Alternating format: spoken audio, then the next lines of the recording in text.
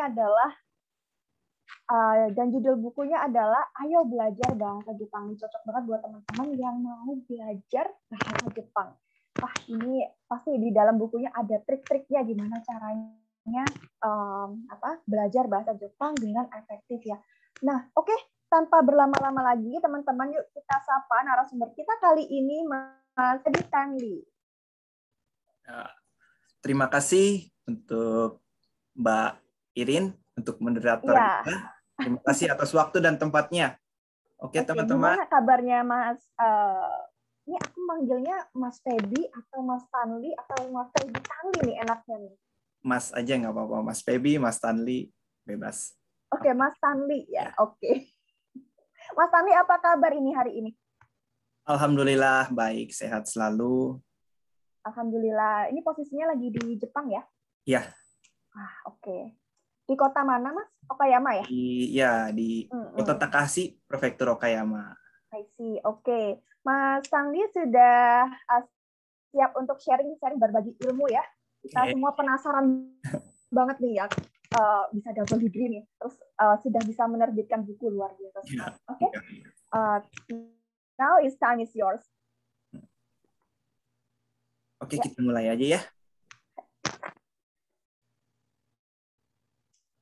Untuk mempersingkat waktu, kita mulai aja. Maaf, Mbak Irin, suaranya menghilang ya? Ya, silakan Mas. Mulai aja. Oke, teman-teman, semuanya konbanwa. Selamat malam. Selamat malam, perkenalkan. Nama saya Febi Tanli. Saya seorang pelajar program S2 di Kibi International University. Oke, sebelumnya saya mengikuti program double degree antara kampus yang ada di Indonesia dan yang ada di Jepang, Kibi International University ini. Nah, oke, langsung saja saya akan share screen ya.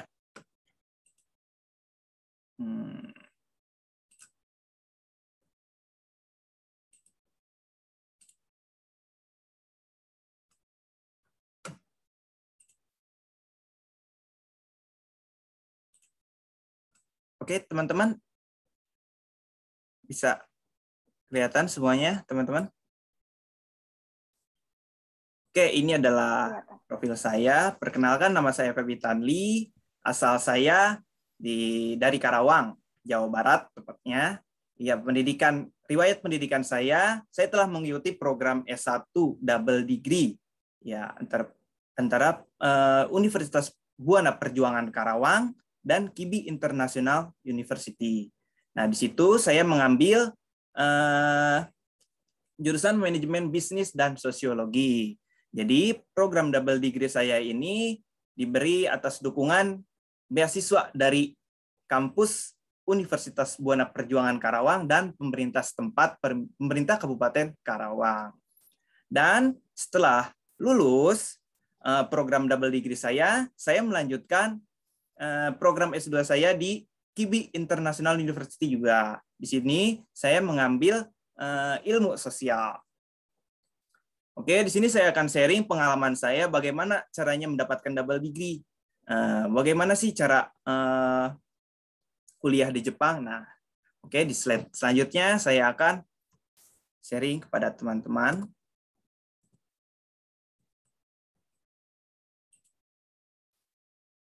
Oke. Nah, kuliah di Jepang dapat double degree. Oke, gimana sih? Nah, di sini saya juga akan sharing tentang peluang kerja dan beasiswanya. Oke, poin-poinnya. Pertama saya akan menjelaskan apa sih itu program double degree.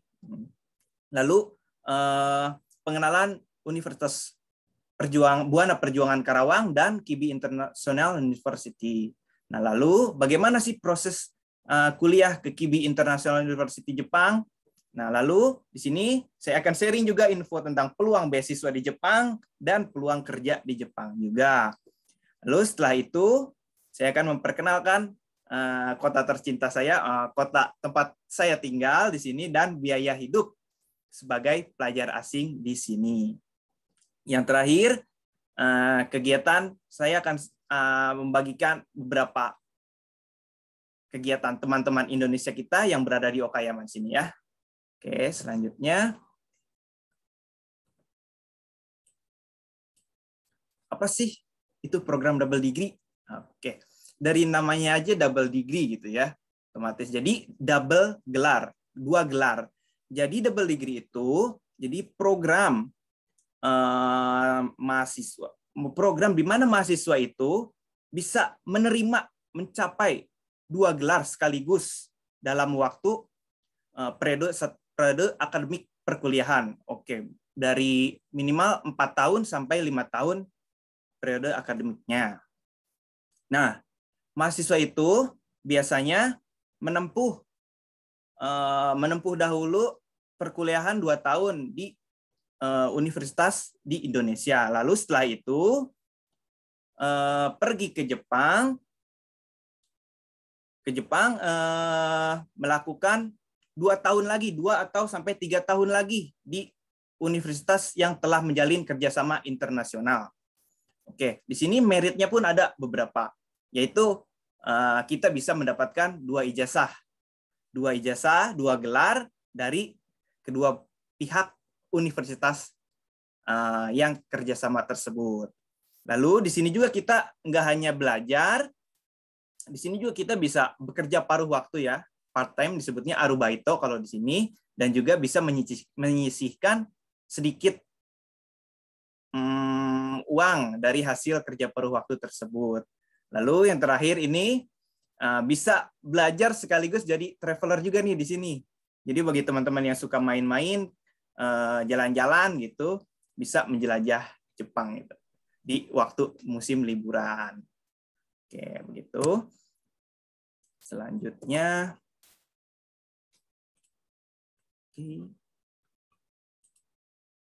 nah, setelah itu saya akan memperkenalkan Universitas Buana Perjuangan Karawang, tempat saya menempuh program double degree tersebut. Jadi letaknya itu ada di Kabupaten Karawang, Jawa Barat.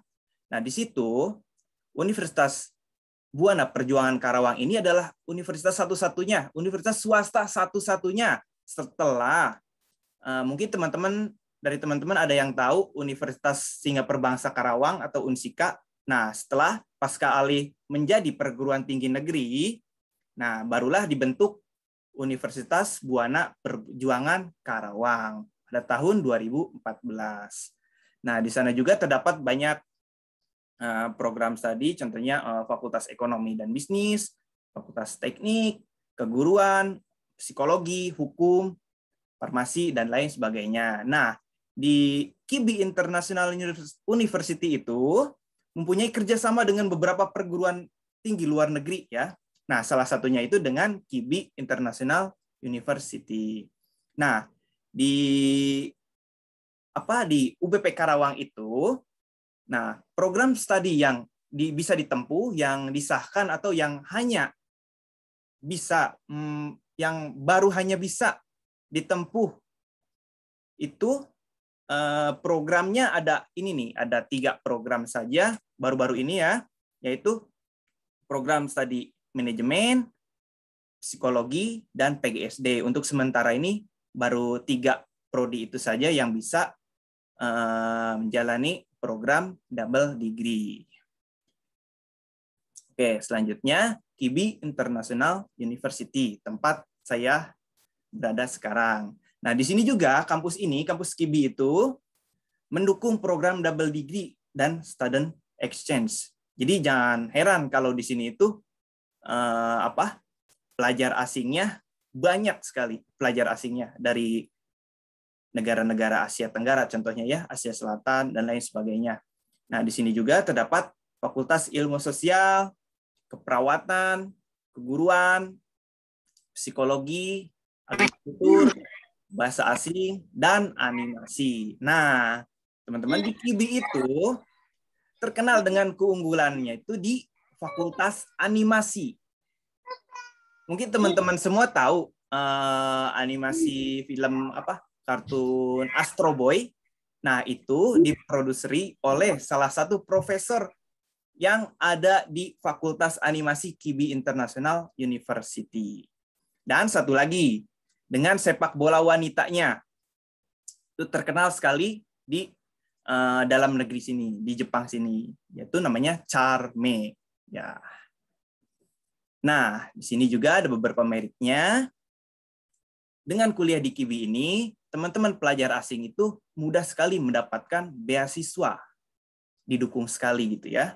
Nah, lalu di kampus ini, di universitas ini, universitas swasta dengan jumlah mahasiswa asing untuk beberapa tahun kemarin ya, sebelum pandemi, itu mahasiswa asingnya terbanyak di Prefektur Okayama. Nah, jangan khawatir bagi teman-teman yang muslim. Nah, di sini juga disediakan musola bagi mahasiswa yang beragama Islam. Jadi, di mana coba cuma ada beberapa universitas yang menyediakan musola untuk mahasiswanya. Nah, di sini tuh ada, gitu, disediakan. Sangat berterima kasih sekali. Oke, selanjutnya, nah di sini saya punya video profil, video pendek ya mengenai KIBI. Oke, kita lihat sama-sama.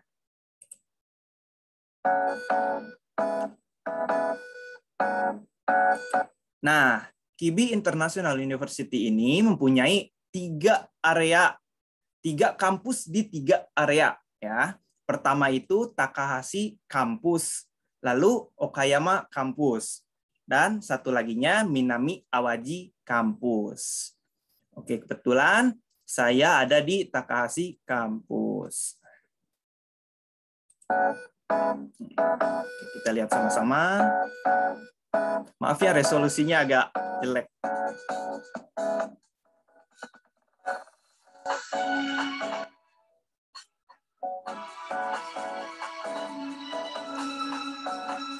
Nah, di Takahashi Campus ini karena letaknya di pegunungan, jadi pada waktu musim semi itu bunga sakura itu bermekaran dan lingkungannya itu pink semua karena penuh dengan bunga sakura. Pokoknya cakep banget kalau musim semi di sini. Oke.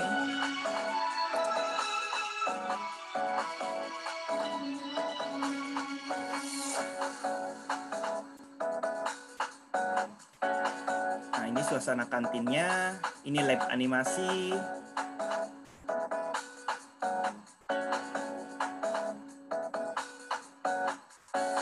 Nah, ini lapangan sepak bola khusus Charme ya. Sepak bola wanitanya yang terkenal di sini.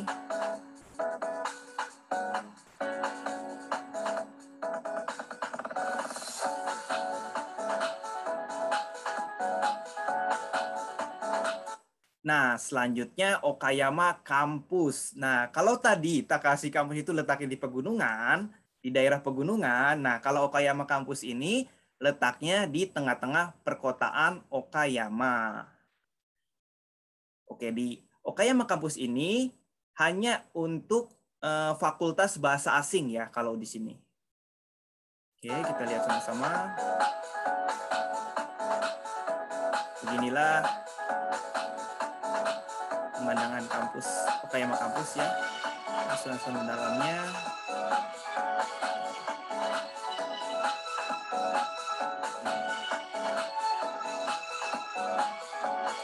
Nah, yang terakhir itu Minami Awaji Campus. Letaknya itu di Prefektur Hyogo. Nah, di sini hanya khusus untuk fakultas agrikultur ya, teman-teman. Oke.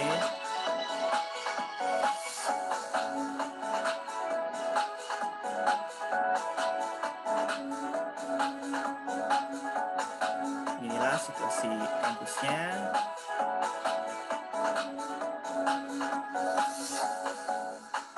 Ini kantinnya, perpustakaan. Nah, ini pelatihan pertaniannya.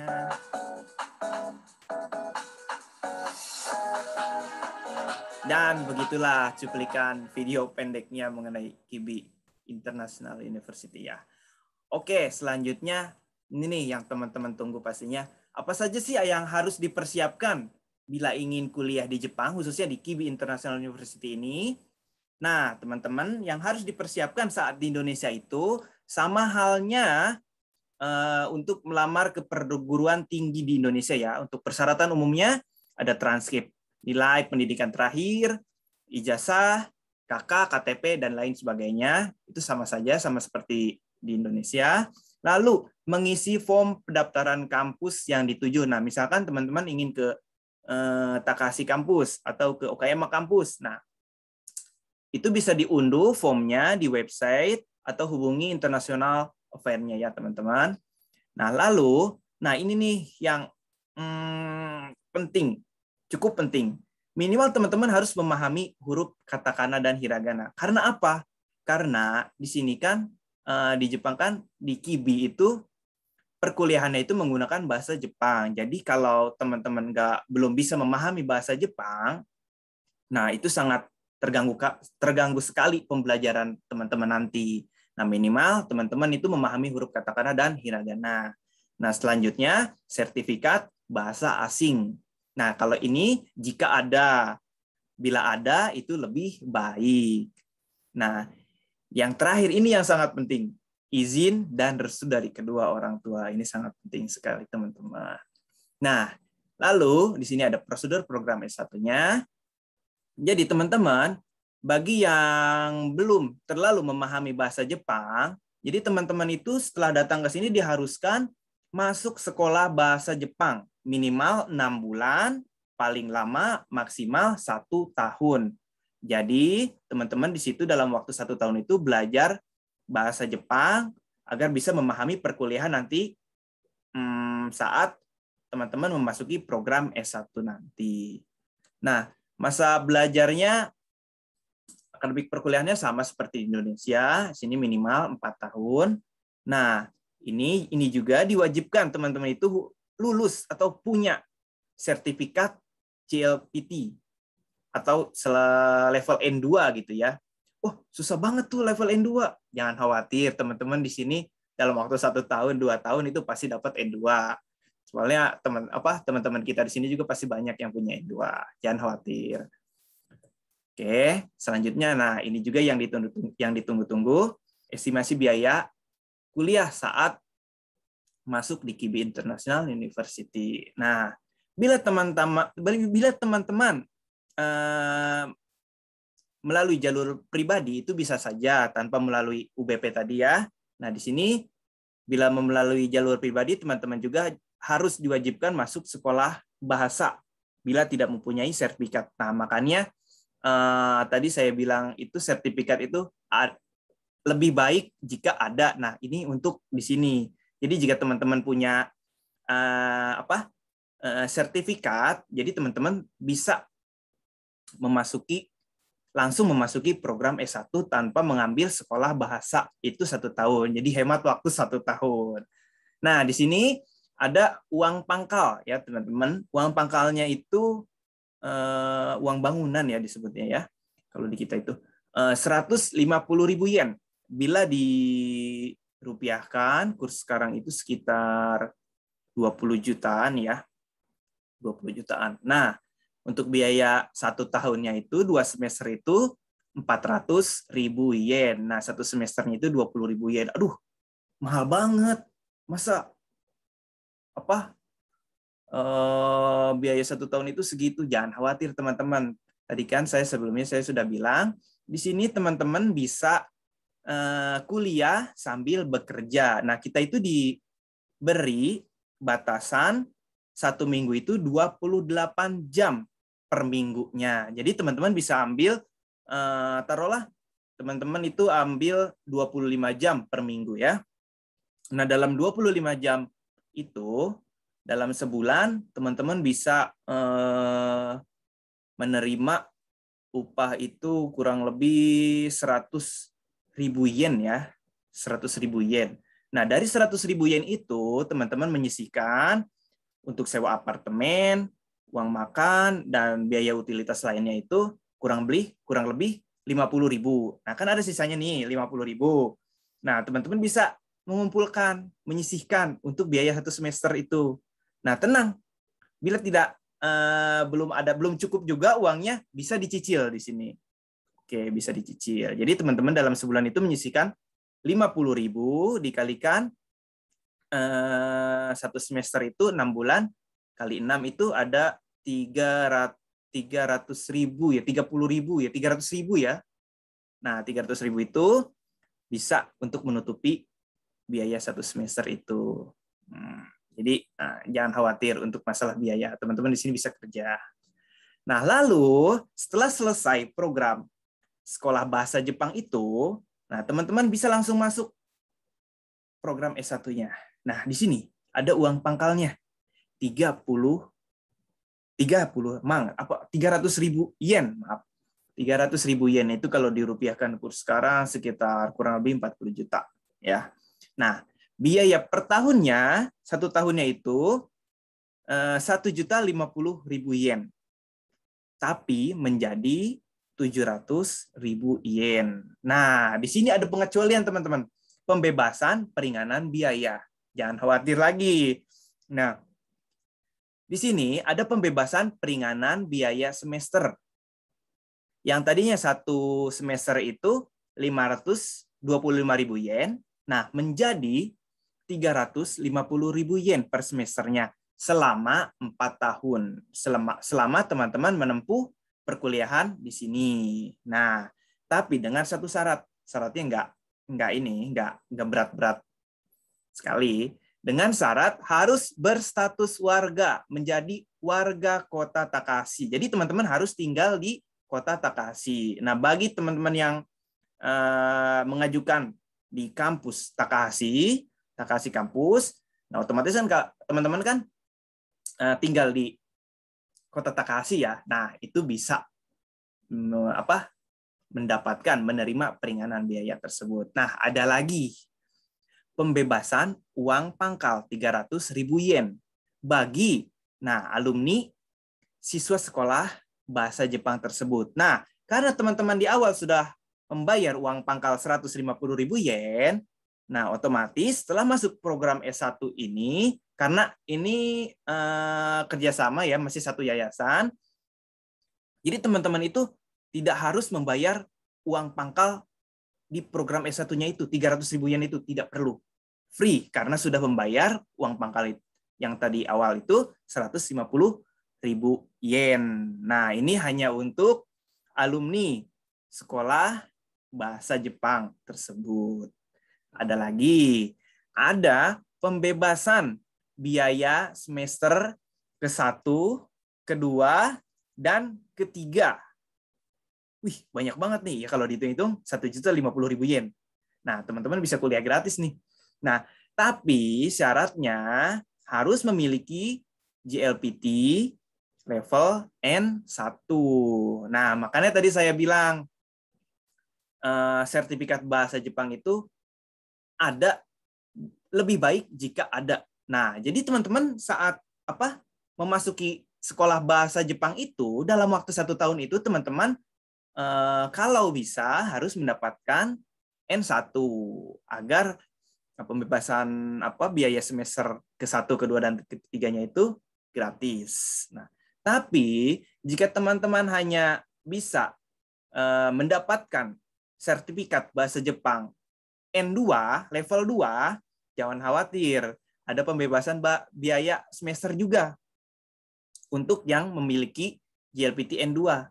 Untuk semester ke-1 dan ke-2, itu kalau dihitung 700.000 yen itu free. Ya, teman-teman juga bisa kuliah dengan tenang, aman ya. Nah, gimana nih kalau dalam waktu 1 tahun itu kita nggak bisa dapat sertifikat N2 atau N1? Jangan khawatir. Ada lagi pembebasan biaya hanya semester kedua. 350.000 yen itu untuk semester kedua itu gratis. Tapi semester awalnya harus bayar dulu ya 350.000 yen. Lalu semester keduanya dibebaskan. Oke, ini juga dengan syarat harus berstatus warga Kota Takahashi ya. Karena yang memberikan pembebasan biaya ini itu pemerintah setempat Kota Takahashi. Jadi teman-teman jangan berpikir kuliah di Jepang itu mahal. Iya emang mahal, cuma kan ada beberapa pembebasan biaya untuk mahasiswa asing. Nah, kalau di Kibi itu kita kan 700.000 yen ya 1 tahun itu. Nah, itu hanya untuk pelajar asing ya teman-teman. Kalau untuk Ippang Gakusei itu orang Jepang itu bayarnya full 1.050.000 yen. Oke, selanjutnya, nah di sini yang paling terpenting ya peluang beasiswanya teman-teman. Oke, buat teman-teman yang khawatir mengenai biaya di sini, saya mencantumkan beberapa beasiswa yang mudah didapat. Rata-rata pelajar asing itu dapat beasiswa ini gitu ya. Ini sini sebenarnya banyak, cuma ini beberapa yang mudah didapat. Jadi, yang pertama itu ada beasiswa daerah dari Kota Takahashi. Nah, selain tadi pembebasan biaya, Kota Takahashi juga pemerintah ini memberikan beasiswa daerah untuk pelajar asingnya. 1 bulan 20.000 yen untuk beasiswa biasa dan 35.000 yen per bulan untuk beasiswa spesial. Apa sih biasa dan spesial? Nah, yang spesial ini, nah karena kuota mahasiswanya itu sekitar 40-50 mahasiswa, jadi yang beasiswa spesial ini hanya 3-5 orang untuk mahasiswa yang memiliki GPA atau IPK tertinggi dalam 40-50 orang tersebut ya. Nah, ini jangka waktunya selama 1 tahun.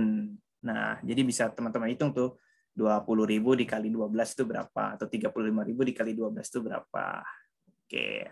Nah, ini juga karena pemerintah Takahashi yang memberikan beasiswa ini, jadi hanya mahasiswa yang tinggal di kota Takahashi yang bisa mendapatkan, yang bisa apply beasiswa ini. Nah, perlu teman-teman catat, di sini yang mendapatkan beasiswa daerah ini, hampir seluruh mahasiswa asing asal Indonesia dapat beasiswa ini. Oke, hampir 80%-nya dapat beasiswa ini. Jangan khawatir makanya teman-teman. Nah, lalu yang kedua ada Hareno Kuni. Nah, beasiswa ini dikeluarkan oleh Prefektur Okayama. Nah, di sini mendapatkan 30.000 yen per bulan dalam jangka waktu 1 tahun.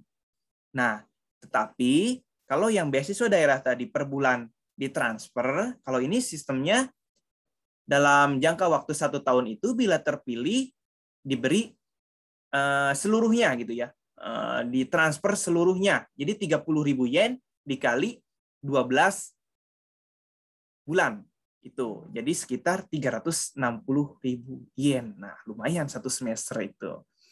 Nah, untuk beasiswa ini saja, karena beasiswa yang lainnya itu hanya bisa 1 beasiswa itu, kita sebagai mahasiswa di sini, di Kibi ya khususnya, hanya bisa apply 1 beasiswa saja, tidak bisa lebih.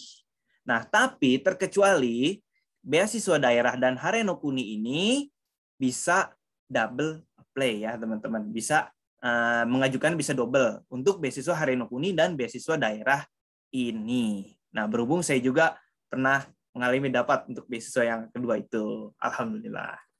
Nah, lalu ada beasiswa Notre Dame. Ini juga dari Prefektur Okayama ya, teman-teman. Nah, di sini di Notre Dame ini kita mendapatkan 35.000 yen per bulan dalam jangka waktu 2 tahun. Nah, tapi kalau ini sama halnya dengan beasiswa daerah tadi, ini ditransfer per bulan ya, enggak seluruhnya. Jadi 35.000 dikali 24. Nah, teman-teman bisa hitung sendiri lah. Jadi bisa kuliah gratis di sini. Nah, lalu ada Rotary Scholarship. Ini juga dari Prefektur Okayama. Nah, ini cukup besar sekali teman-teman. 100.000 yen per bulannya. Teman-teman bisa enak fokus kuliah tanpa mikirin kerja atau apa, tanpa harus kerja paruh waktu. Nah, 10.000 yen per bulan selama 1 tahun. Nah, tetapi persyaratannya di sini hanya untuk 1 mahasiswa per universitas, teman-teman ya. Jadi mungkin saingannya banyak, tetapi bila teman-teman berpotensi, teman-teman berprestasi, teman-teman akan mudah mendapatkan beasiswa ini. Dan yang terakhir, Sagawa Scholarship. Nah, ini juga dari sama ya, dari Prefektur Okayama. Di sini lebih besar dari Rotary tadi. Di sini 120.000 yen per bulan. Selama selama bisa diperpanjang 1 tahun sampai 2 tahun. Nah, misalkan dalam 1 tahun itu sudah habis, kita bisa mengajukan lagi sampai tahun selanjutnya. Nah, ini juga sama, hanya untuk 1 mahasiswa per universitas. Se-Prefektur Okayama ya. Se-Prefektur Okayama, bukan se-Takahashi, bukan sekota Takahashi. Nah, jadi itu gambaran beasiswanya yang teman-teman mudah didapatkan atau pelajar asing mudah mendapatkannya. Itu diantaranya. Sebenarnya masih banyak lagi sih. Kalau saya tampilkan di sini kelamaan nantinya. Jadi bagi teman-teman yang penasaran, silakan nanti bisa apply juga, bisa ke sini kuliah bareng kita sama-sama di sini. Oke. Nah, selanjutnya peluang kerja di Jepang. Nah, di sini juga teman-teman jangan khawatir. Aduh, gimana nih? Kalau kita setelah lulus, kalau kita nggak dapat kerjaan gimana? Kalau nggak ada lowongan pekerjaan gimana? Kalau nggak bisa bekerja di Jepang gimana? Jangan khawatir. Karena di setiap kampus Jepang itu mempunyai divisi karir support center ya. Jadi di sini karir support center itu mendukung mahasiswanya, baik pelajar asing maupun umum, mendukung atau memberi informasi mengenai lowongan pekerjaan yang terbaru, yang teman-teman inginkan. Misalkan teman-teman datang nih ke karir support center ini, saya ingin bekerja di bidang ini. Saya ingin bekerja di bidang ini. Nah, lalu tugasnya Career Support Center itu memberikan informasi, bagaimana kalau teman-teman, kalau Anda melamar di perusahaan ini. Nah, kalian teman-teman itu bisa memilih ya. Nah, karena pemerintah Jepang itu akhir-akhir berapa tahun ke belakang itu membuka peluang kerja lagi untuk 14 sektor untuk tenaga asing ya, bagi tenaga asing. Jadi di antaranya itu ada sektor care worker ya. Jadi contohnya itu perawat lansia. Nah, di akhir-akhir ini banyak sekali peminatnya di care worker ini. Nah, lalu ada building cleaning management. Nah, di sini untuk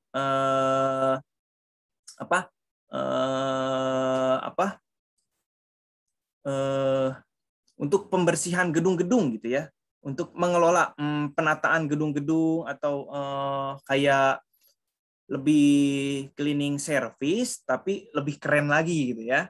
Ini pembersihan untuk memanage gedungnya, interior begitu segala. Ya pokoknya seperti itu. Lalu ada machine parts and tooling industries, industrial machinery. Nah, ini di bidang manufaktur otomotif ya, teman-teman. Nah, lalu ada industri elektrik, electronics and information industry. Nah, kalau ini di bidang kelistrikan, bidang listrik ya, mungkin bisa membuat kabel dan lain sebagainya. Nah, lalu ada construction industries. Nah, di sini di bidang konstruksi. Jadi untuk pembangunan jembatan misalnya, pembangunan jalan tol, terowongan. Nah, itu di construction industries. Nah, lalu ada shipbuilding and ship machinery industry. Nah, di sini biasanya teman-teman kita itu bekerja dalam bidang pengelasan pembuatan kapal ya, teman-teman. Jadi lebih ke bidang pengelasannya. Nah, setelah itu ada automotive repair and maintenance. Jadi perawatan di bidang otomotif atau di dealer-dealer gitu ya. Nah, jadi tugasnya teman-teman kerjaannya nanti di sini tuh bisa untuk perawatan servis gitu di bidang otomotif. Lalu ada aviation industries, accommodation industry. Nah, di sini ini di bidang servis ya, pelayanan. Lalu ada agrikultur, fishery and aquaculture. Nah, ini di bidang pertanian dan peternakan dan perikanan juga. Nah, jadi di sini tuh sangat membutuhkan di bidang itu, teman-teman. Nah, lalu ada yang terakhir, ada manufaktur of food and beverage and food service industry. Nah, kalau ini di bidang pembuatan obento ya, makanan, bidang makanan, pembuatan makanan di sini di perusahaan di sini gitu. Nah, jadi begitu teman-teman. Jadi jangan khawatir kalau teman-teman setelah lulus di sini itu, aduh cari kerja susah nih, aduh gimana kalau nggak ada? Jangan khawatir, karena di Jepang itu dari tahun ke tahun itu Jepang itu mengalami penurunan usia kerja yang produktif, teman-teman.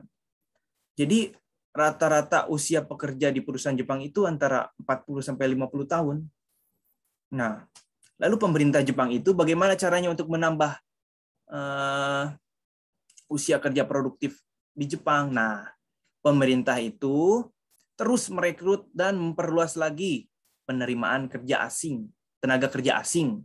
Nah, khususnya untuk pelajar asing lulusan perguruan tinggi Jepang, lulusan dalam negeri di sini gitu maksudnya ya. Karena lulusan perguruan tinggi dalam negeri di sini itu dipercaya, perusahaan itu mempercayai karena pelajar asing lulusan sini itu mempunyai potensi untuk bisa memajukan perusahaannya tersebut di kelas internasional. Nah, begitu teman-teman. Jadi sangat membutuhkan lah pokoknya. Jadi jangan khawatir teman-teman nggak bisa kerja. Itu karena sudah banyak membuka lowongan lagi. Oke, selanjutnya. Nah, setelah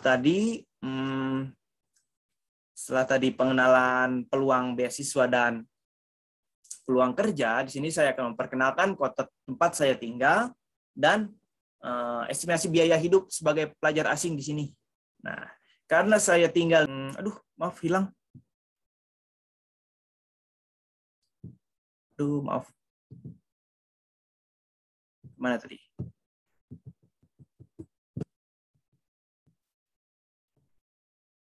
Belum di sini. Memang tadi sampai sini, maaf ya teman-teman, ada apa ini, internetnya putus atau apa? Nah, di Prefektur Okayama itu mempunyai ikon, yaitu Momonotaro. Apa sih Momonotaro?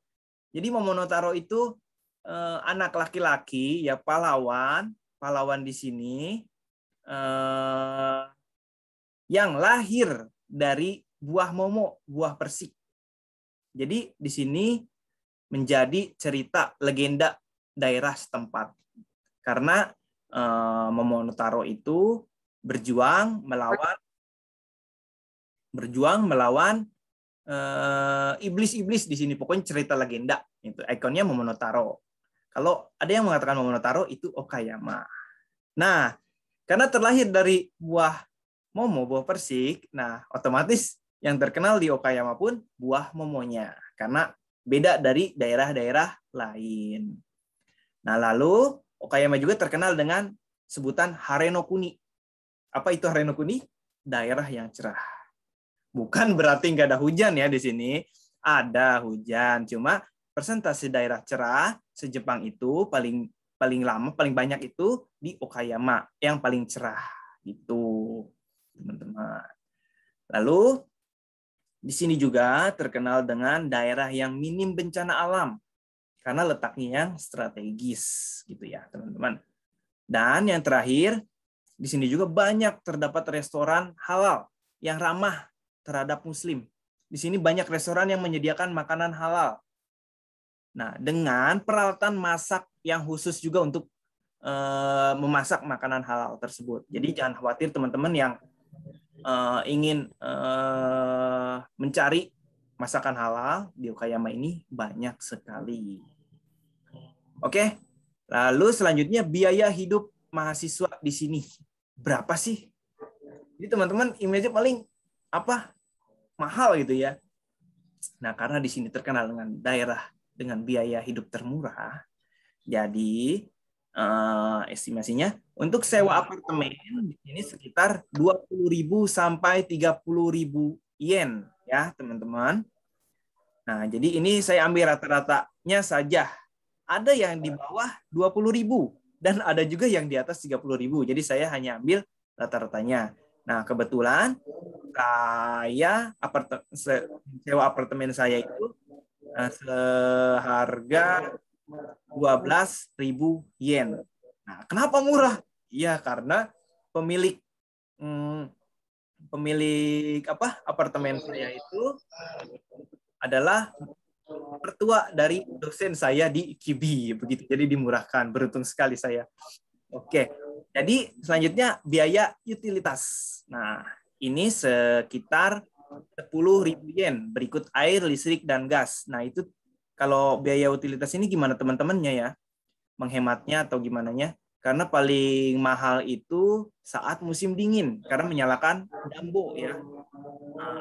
Hangat di sini. Dan musim panas, menyalakan AC-nya. Lalu, nah itu untuk teman-teman bulan 20 sampai 30.000 yen. Nah, ini juga saya ambil rata-rata karena setiap orang itu pengeluarannya beda-beda. Jadi, teman-teman bisa menghemat biaya pengeluaran 1 bulan ini. Jadi, estimasinya 1 bulan itu sebesar 50.000 yen yang saya katakan tadi. Jadi, enggak begitu mahal di sini itu. Ya, enggak begitu mahal. Murah di situ. Di sini itu murah, kehitungnya segitu itu murah. Oke, begitu ya teman-teman. Nah, lalu, di sini juga kita mengadakan kegiatan ya. Jadi teman-teman kita di Indonesia itu selalu mengadakan turnamen olahraga ya. Sebelum pandemi mengadakan turnamen olahraga, di antaranya badminton, futsal, sepak bola, basket dan lain-lain. Jadi teman-teman yang hobi olahraga, kalau ke sini bisa langsung gabung ya. Oke, lalu di sini juga teman-teman kita itu mengadakan kegiatan hanami. Apa itu hanami? Hanami itu menikmati bunga sakura ya di musim semi, menikmati mekarnya bunga sakura. Karena Jepang itu mempunyai budaya hanami, menikmati bunga sakura gitu. Nah, lalu di sini ada koyo. Apa itu koyo? Koyo itu menikmati menguningnya atau memerahnya dedaunan pada saat musim gugur. Sebelum musim gugur mungkin ya sudah menguning itu. Nah, ini juga cantik sekali teman-teman. Teman-teman Mas harus lihat ini hanami. Selain hanami itu koyo juga harus lihat. Karena di sini itu Koyama itu daerahnya pegunungan. Jadi banyak sekali dedaunan nanti yang menguning dan memerah juga. Pokoknya cakep banget. Dan selanjutnya saat musim dingin, teman-teman kita juga mengadakan kegiatan snowboard ya, ski juga di sini. Oke. Jadi begitulah. Nah, ini adalah foto teman-teman kita di kiri atas. Ini adalah pengajian halal bihalal ya, sebelum pandemi ini teman-teman. Komunitas Muslim Okayama, komunitas Muslim Indonesia di Okayama. Nah, yang kanan atas ini adalah event kebudayaan. Jadi bukan hanya Indonesia, jadi dengan negara-negara lain. Nah, kebetulan teman-teman kita di sini itu memakai baju-baju adat ya, teman-teman bisa dilihat. Nah, lalu di kiri bawahnya, nah ini yang saya maksud tadi koyo itu menikmati keindahan memerahnya dedaunan di Jepang itu seperti ini, teman-teman. Ini sih masih sedikit, ada tempat yang lebih bagus lagi. Nah, ini teman-teman kita PPI Okayama. Nah, lalu yang kanan bawah ini teman-teman kita melakukan kegiatan turnamen futsal ya. Teman-teman, wah ramai lah pokoknya. Nah, yang terakhir ini diambil pada waktu saat sebelum pandemi musim dingin ya. Ini akan melakukan snowboard ski ya, teman-teman. Oke, banyak sekali kan keluarga Okayama di sini? Ya, pastinya. Oke, jadi itu saja yang bisa saya sharing kepada teman-teman, yang bisa saya sampaikan. Saya juga di sini masih belajar, saya tidak ada maksud untuk menggurui teman-teman. Saya hanya sharing pengalaman saya. Nah, mudah-mudahan sedikitnya bisa mengubah mindset teman-teman bahwa di kuliah di Jepang itu mahal atau sulit. Ya emang mahal sih, cuma peluang beasiswanya itu mudah sekali didapat, terutama untuk pelajar asing. Jadi begitu saja ya teman-teman. Oke, selanjutnya saya serahkan kepada moderator Mbak Irin. Terima kasih juga teman-teman yang sudah hadir, yang berpartisipasi di webinar ini. Saya Tanli, terima kasih. Wassalamualaikum warahmatullahi wabarakatuh. Waalaikumsalam warahmatullahi wabarakatuh. Wah, sekarang ini sepertinya saya akan merubah panggilan Mas Tanli menjadi Tanli Sensei ya. Karena di Instagram ini ada beberapa teman-teman yang bilang terima kasih Sensei. Wah, ini luar biasa sekali. Terima kasih untuk sharing-sharingnya Tanli Sensei. Ya, terima kasih buat teman-teman yang sudah bergabung di Zoom meeting dan juga di live Instagram hari ini. Dan ada beberapa pertanyaan nih. Sepertinya teman-teman ini antusias sekali ya ikut atau join acara PPIO online sharing bersama Tanli Sensei pada hari ini gitu ya. Oke, dari Instagram ada 3 pertanyaan dari satu orang.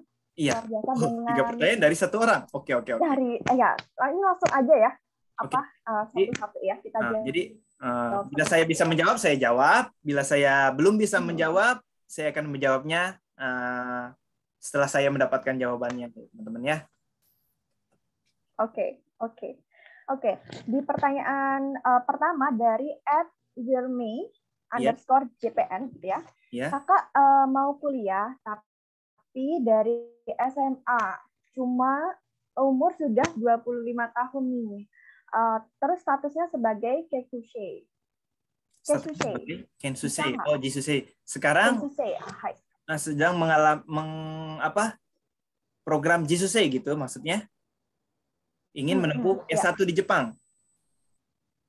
S1, usianya udah 25 tahun nih. Bisa.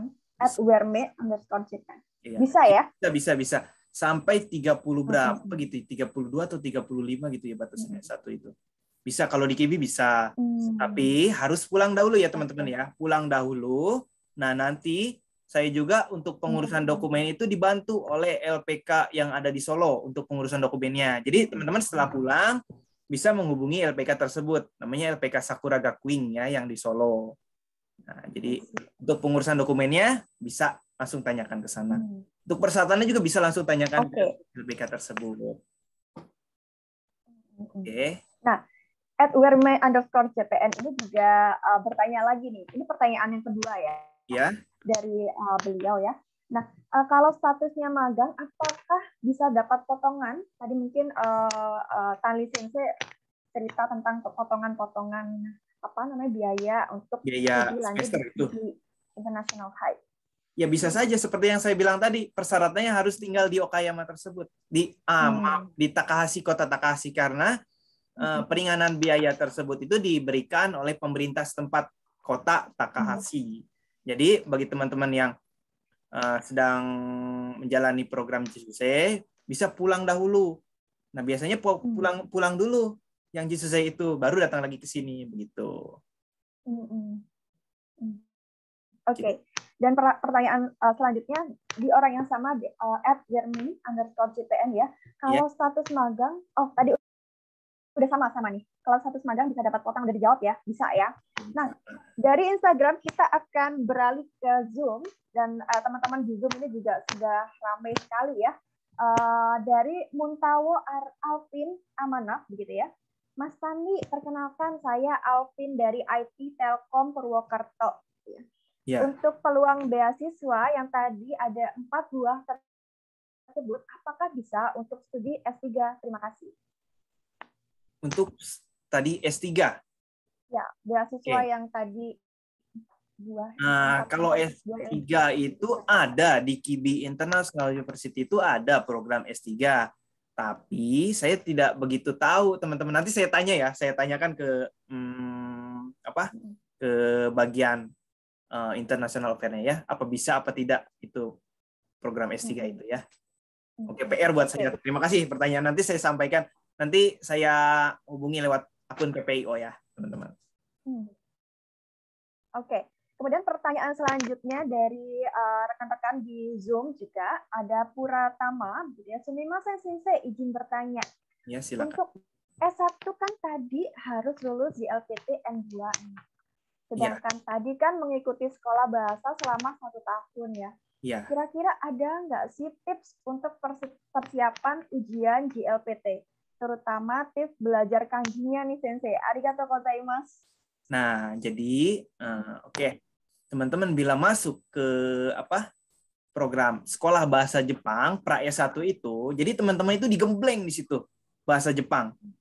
Jadi mau bisa nggak bisa, pasti bisa teman-teman. Jadi di pembelajaran itu hanya khusus bahasa Jepang. Jadi teman-teman itu bagaimana cara belajarnya tersendiri kan beda-beda ya. Ada yang biasanya yang kesini itu banyaknya ada yang belajar dari manga dari bahasa Jepang itu dari manga, dari anime dan lain sebagainya. Ada yang dari buku terus, ada yang dari TV. Jadi bagaimana teman-teman cara belajarnya? Enaknya teman-teman bagaimana? Kalau saya biasanya saya itu lewat TV atau lewat film-film begitu belajarnya. Kalau kanji juga teman-teman harus banyak baca buku baru hafal kanji itu.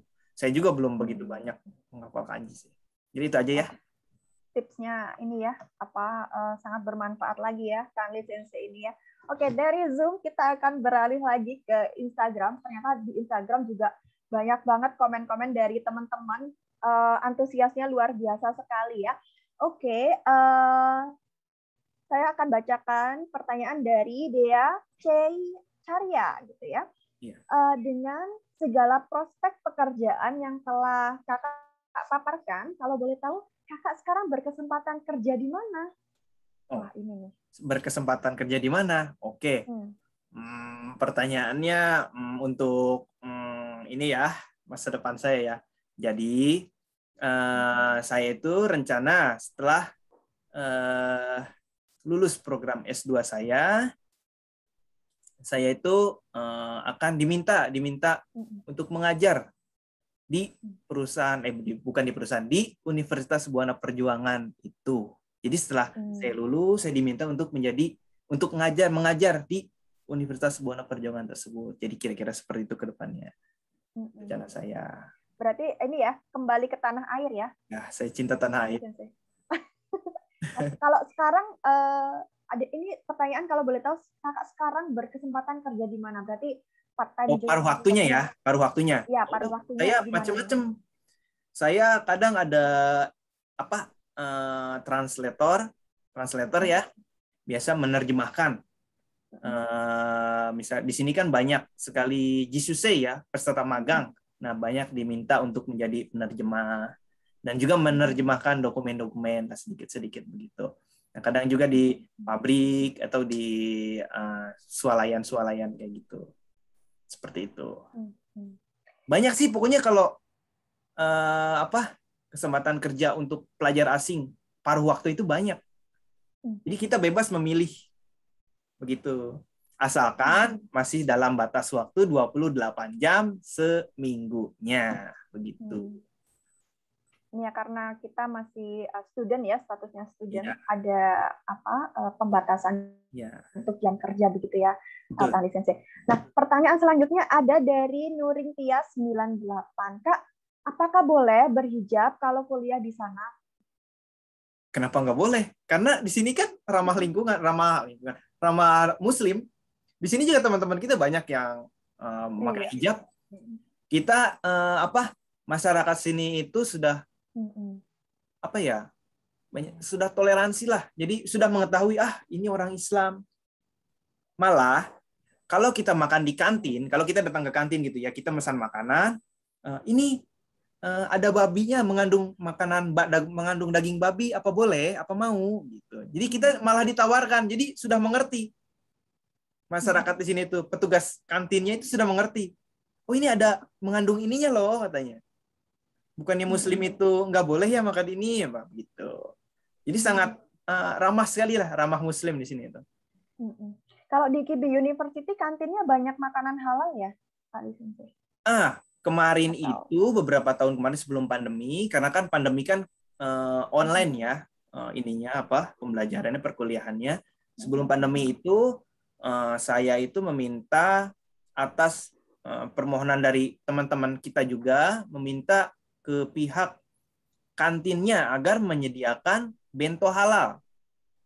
Jadi menyediakan masakan halal. Jadi peralatan masaknya pun kita minta untuk dipisahkan dengan yang lainnya. Nah, itu alhamdulillah di ACC oleh pihak kampus. Luar biasa ya KB University ini ya. Oke, kita beralih ke pertanyaan selanjutnya ya, Tani Sensei. Oke, dari Rizal Pilambang begitu. Mas mau tanya nih, kalau di sana ada kayak kelas karyawan misal Sabtu Minggu atau kelas malam gitu nggak ya? Kelas karyawan saya juga belum tahu itu kabarnya. Bisa atau tidaknya saya belum tahu. Cuma itu PR lagi buat saya ya, bisa atau tidak kelas karyawan Sabtu Minggu. Tetapi di sini setahu saya nggak ada yang datang kuliah Sabtu Minggu. Kalau dosennya sih pasti datang Sabtu Minggu. Cuma untuk yang kuliah kelas karyawan, setahu saya tidak ada ya. Setahu saya. Cuma nanti saya akan tanyakan lagi ke pihak kampusnya. Oke, ada 2 tuh PR saya. Oke, kita langsung kita beralih lagi ke Zoom meeting. Ini ada beberapa pertanyaan juga. Wah, ini sepertinya banyak banget pertanyaannya karena antusias sekali ya. Partisipan di PPIO online sharing kali ini luar biasa sekali ya.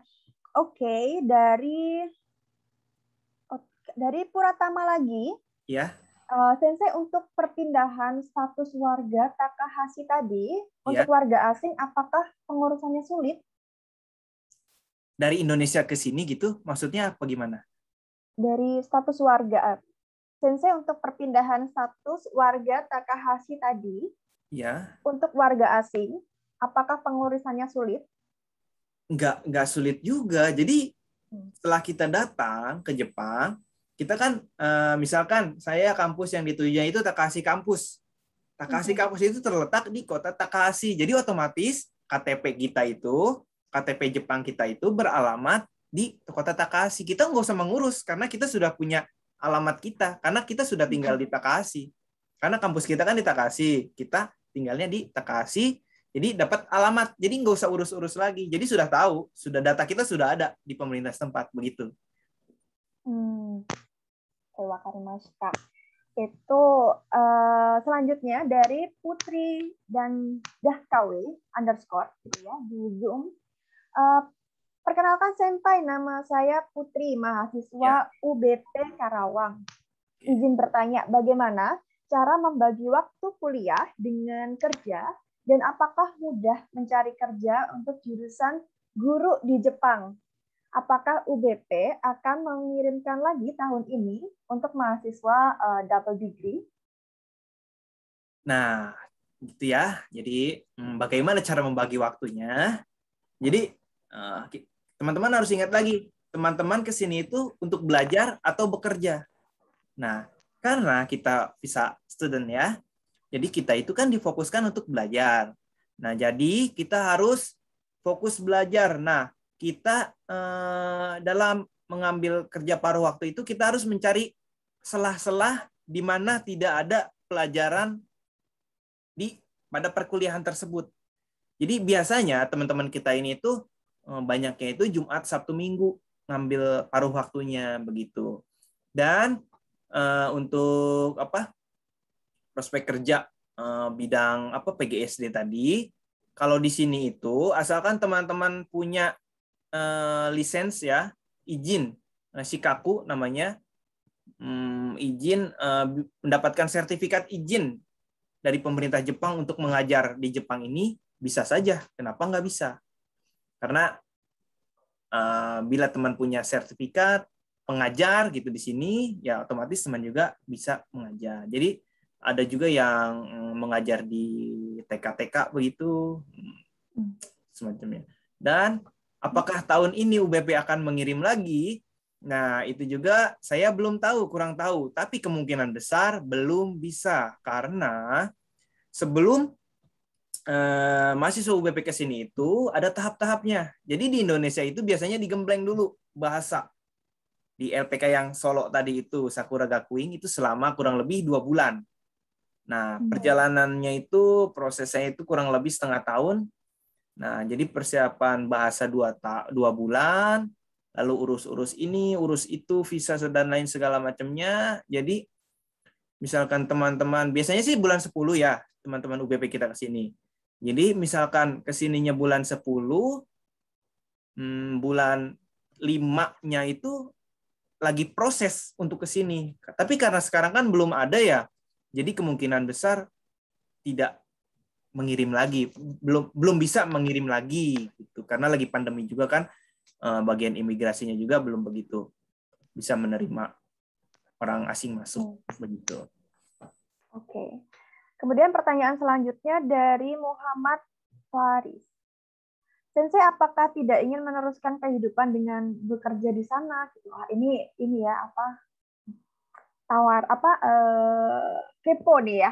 Ya. Ada yang kepo juga nih ya. Tadi kan pengen sebenarnya mau saja ya. Jadi setelah saya bisa juga setelah saya pulang ke Indonesia dan mengajar. Nah, di situ saya juga akan menimba ilmu lagi, sambil menimba ilmu lagi. Ya, kalau ada kesempatan ya saya juga akan ingin ke sini lagi. Jadi karena saya ingin mengabdi, berterima kasih gitu ya, ibaratnya ke UBP, ya jadi saya akan sana dulu begitu kurang lebih.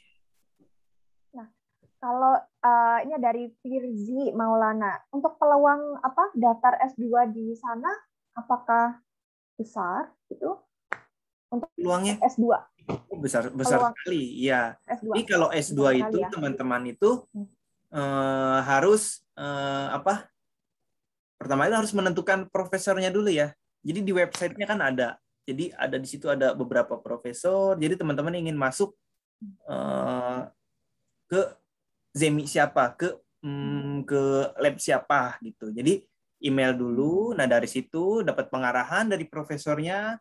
Ya insya Allah juga profesornya juga welcome karena mahasiswa Indonesia di KIBI itu terkenal dengan ramahnya, begitu, dengan ramahnya, keramah tamahannya, terkenalnya itu di sini begitu. Oke, ini juga jawaban ini juga menjawab pertanyaan dari Enggar Mariana ya. Berarti untuk program beasiswa S2 di KIBI juga terbuka lebar begitu ya? Akan lisensi ya? Iya. Oke. Masih ada waktu untuk bertanya.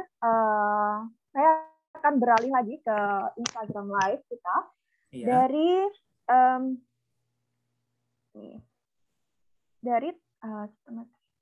Dari Taufik Kun, Taufik_Kun 5 gitu ya.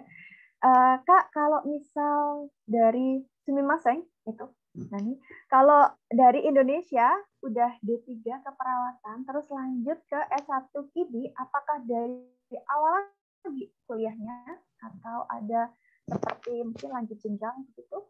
Nah, ya kalau kita sudah menempuh D3 ya di Indonesia, ke sini itu kita nggak mengulang dari awal. Kita ada lanjut jenjang. Misalkan D3 itu kan 3 tahun ya di Indonesia itu ya. Nah, bisa masuk tahun ketiga atau tahun kedua. Jadi, biasanya sih tahun kedua. Tapi bila mahasiswa tersebut mempunyai sertifikat sudah memahami bahasa Jepang, bisa saja langsung ke tahun ketiga. Begitu. Oke. Ini ada pertanyaan dari Ahmad Sobandi 9888. Tadi kan requirement-nya harus menguasai bahasa Jepang gitu ya, minimal at least N2 gitu ya. Nah, ini ada pertanyaannya adalah kalau dari S1 di Indonesia mau S2 di Jepang bisa nggak Sensei? Bisa ya, pastinya. Bisa saja, kenapa nggak bisa? Ya, tapi tanpa menguasai bahasa Jepangnya. Bisa nggak Sensei? Gimana ya? Karena perkuliahan di sini itu memakai bahasa Jepang ya. Jadi kan kalau kita ingin memahami isi perkuliahan tersebut kan otomatis kita harus memahami bahasa Jepang dahulu. Benar begitu? Betul. Jadi setidaknya kita harus punya sedikit banyaknya itu punya bekal di Indonesia itu seperti yang tadi saya bilang, minimal bisa katakana, hiragana atau kosakata, atau belajar otodidak juga bisa sekarang kan ya di YouTube itu. Nah, setelah walaupun nggak punya sertifikat tapi kita bisa percakapan, minimal percakapan sehari-hari bisa saja. Nah, di situ juga kita sebelum masuk juga nanti ditanya pasti, kamu punya sertifikat N berapa? Kalau nggak punya, apa kamu mau masuk sekolah bahasa dahulu atau langsung ke sini gitu. Bisa saja seperti itu. Oke. Kemudian ada pertanyaan lagi nih Sensei dari Dea Carya _ dengan bermodalkan level N3 GLPT, itu Ya. apakah bisa berkesempatan untuk mengikuti ujian masuk di KIBI? Dan untuk Ryugakusei seharusnya mengikuti ujian masuk yang mana ya Kak? AO atau lain-lain? Gitu. Kalau levelnya N3 bisa nggak ya berkesempatan untuk mengikuti ujian di KIBI? Bisa sekali, karena saya itu saya itu kan pengalaman saya sebelum datang ke Jepang itu, saya juga dulu pernah di Jepang sebagai siswa magang. Di Susei juga. Jadi setelah pulang, saya mendapatkan sertifikat N3. Nah, lalu saya kuliah di UBP dengan program double degree-nya itu. Lalu setelah 2 tahun di UBP, saya pergi ke KIBI. N3 bisa banget, bisa sekali. Bisa sekali ya? Iya. Oke. Kemudian ada pertanyaan lagi dari Wirme _CPN ini. Wah, ini antusias sekali ya, Wirme _CPN ini ya. Untuk masuk jurusan spesialis bahasa di KIBI dari pelajar asing gimana ya? Asing mungkin ya. Untuk masuk jurusan spesialis bahasa di KIBI dari pelajar asing, gimana ya Kak caranya? Maksudnya?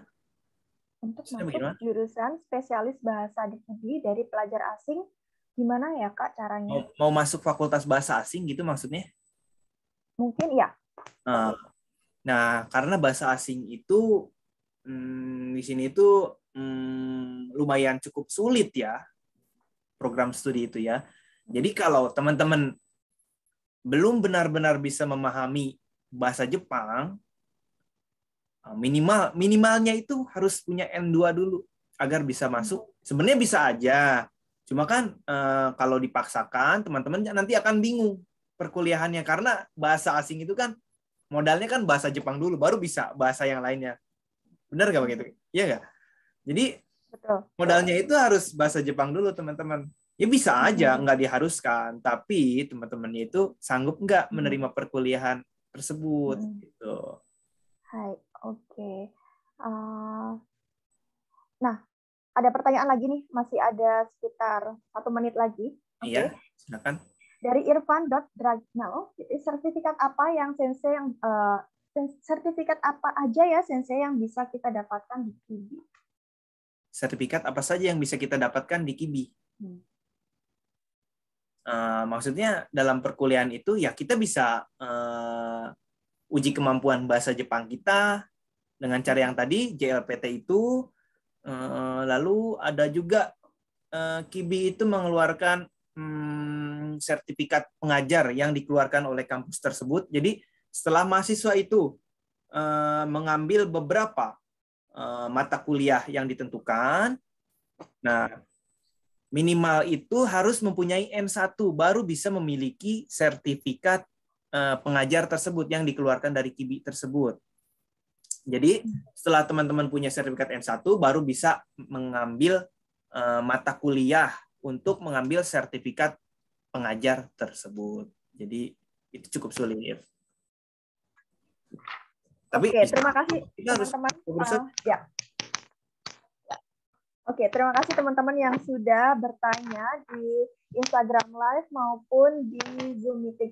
Aku boleh satu pertanyaan lagi dari aku, boleh ya? Oh, boleh, silakan. Ini penasaran nih. Tadi kan Tani Sensei ini sudah membuat buku ya tentang ayo belajar bahasa Jepang gitu ya. Ya. Sebenarnya apa sih yang jadi inspirasi awal gitu ya untuk menulis buku ini? Nah, jadi buku itu kan diterbitkan tahun 2017 ya. Nah, kebetulan penerbitnya itu juga FBIS ya, Fakultas Ilmu Bisnis dan Sosial. Di UBP juga penerbitnya. Nah, jadi awal saya termotivasi membuat buku tersebut setelah saya pulang magang. Jadi saya itu di kampus UBP itu, saya itu membuat organisasi. Namanya itu organisasi JCUS ya, Japanese Culture Student. Nah, di situ dalamnya itu kita banyak belajar tentang bahasa Jepang, budaya, dan lain sebagainya mengenai Jepang gitu ya. Nah, di situ lumayan banyak yang excited banget gitu masuk ke organisasi yang saya buat tersebut.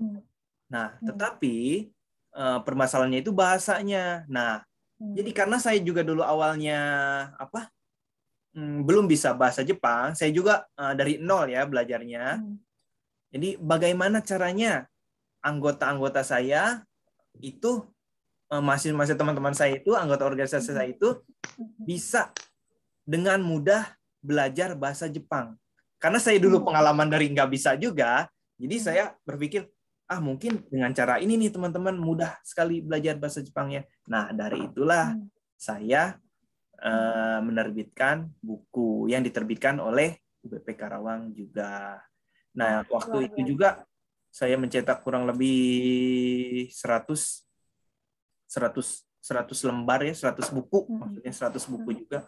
Jadi itu untuk mahasiswa, untuk member organisasi, anggota organisasi JCUS itu tersebut.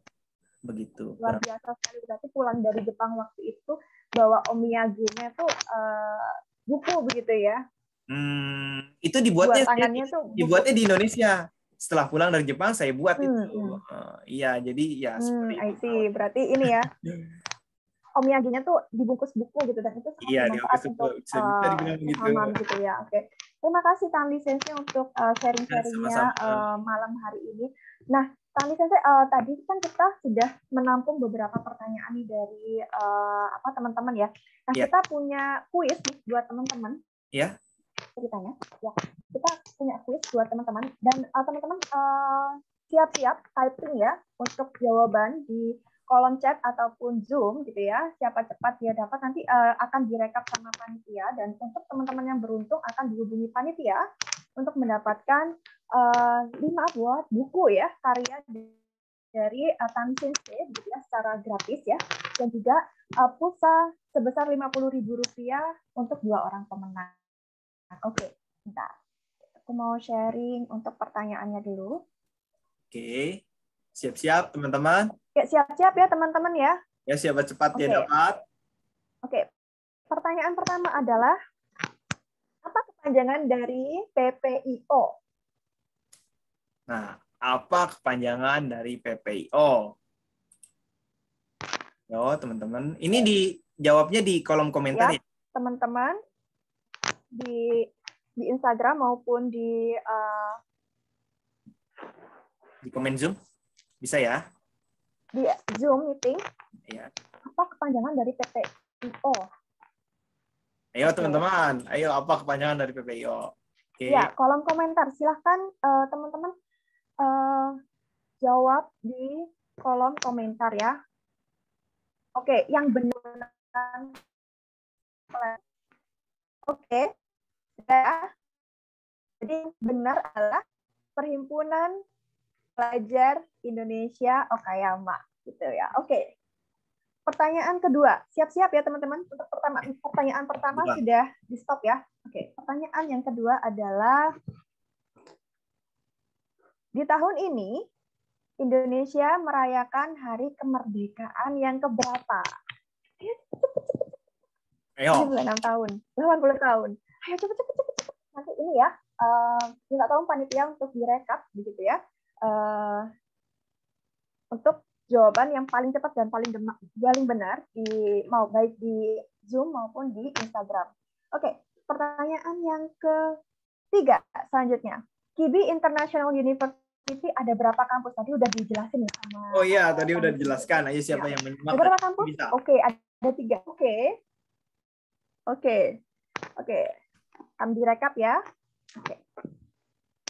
Oke, pertanyaan selanjutnya. Kita punya ada 6 pertanyaan ya. Oh ya, perlu diinformasikan bahwa buku ini, buku yang akan kami kirim, hanya untuk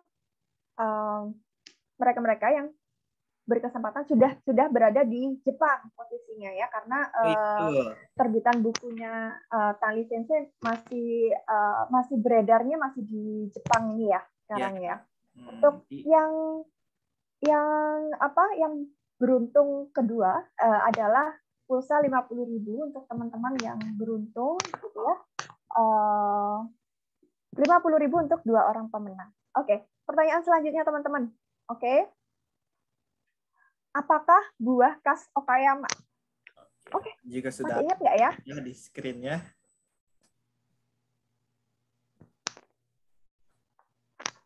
Oke. Yang jawab Momotaro. Nah, ini nanti teman-teman panitia minta tolong di ini ya, di list begitu ya. Mana jawaban yang paling cepat dan paling benar. Oke. Kemudian selanjutnya, Jepang memiliki berapa musim? Gampang banget ini ya. Ada musim apa ya? Sekarang kita lagi di musim apa ya, Tani Sensei? Musim panas. Musim panas, ya. Lagi ya, puncak-puncaknya panas. Hai. Oke, teman-teman terima kasih untuk join-nya. Kemudian for the next ya. Yang selanjutnya adalah Olimpiade tahun 2021 dilaksanakan di mana? Tokyo, Jepang, Tokyo. Oke. Ya. Kita masih tunggu, teman-teman. Oke. Pertanyaan terakhir ya, teman-teman ya. Semoga beruntung. Di sini ada, pada cabang olahraga apa Indonesia mendapatkan medali emas di Olimpiade Tokyo? Oke, bulu tangkis. Bulu tangkis ganda perempuan. Oke. Nanti itu ya. Siapa cepat, siapa dapat gitu. Apakah sepak takraw kah ataukah voli kah? Pasti teman-teman antusias banget ya untuk melihat Olimpiade Tokyo kemarin ya. Tani Sensei melihat ini nggak pertandingan di Olimpiade Tokyo kemarin? Pasti ya. Pasti kebanggaan sekali. Oke. Baik teman-teman, sudah ya. Oke. Karena waktunya nggak kerasa banget ya, sudah 90 menit begitu ya. Hampir 90 menit begitu. Oke. Nah, teman-teman, buat teman-teman yang menginginkan atau berharap atau ingin dapat sertifikat dari PTIO, teman-teman bisa ngisi data teman-teman di bit.ly/PTIO certiform atau bisa scan barcode yang di sini. Oke, ini hanya di scan aja ya. Ya. Terus masuk bisa di scan, nanti isi data diri, pastikan nama atau jika ingin ditambahkan gelar, silahkan pastikan nama tertulis dengan benar. Oke, sekali lagi di bit.ly/PTIO certiform. Oke.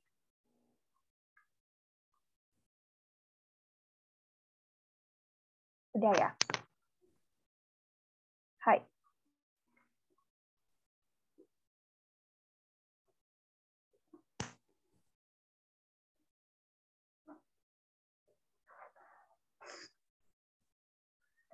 Oke, teman-teman, terima kasih atas partisipasinya di sore hari ini di dalam agenda TPI Okayama Online Series.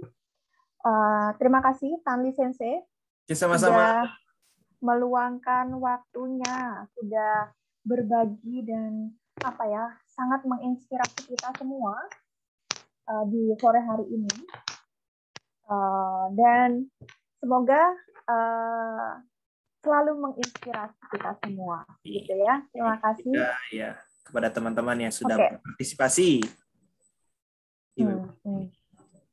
Oke. Oke, terima kasih teman-teman atas partisipasinya. Semoga bermanfaat dan nantikan event TPIO selanjutnya. Atas nama panitia, atas panitia yang bertugas, saya Irin Trianggraini undur diri di agenda pada sore hari ini. Teman-teman sehat selalu dan wassalamualaikum warahmatullahi wabarakatuh. Waalaikumsalam warahmatullahi wabarakatuh. Terima kasih teman-teman semuanya yang sudah berpartisipasi. Oke.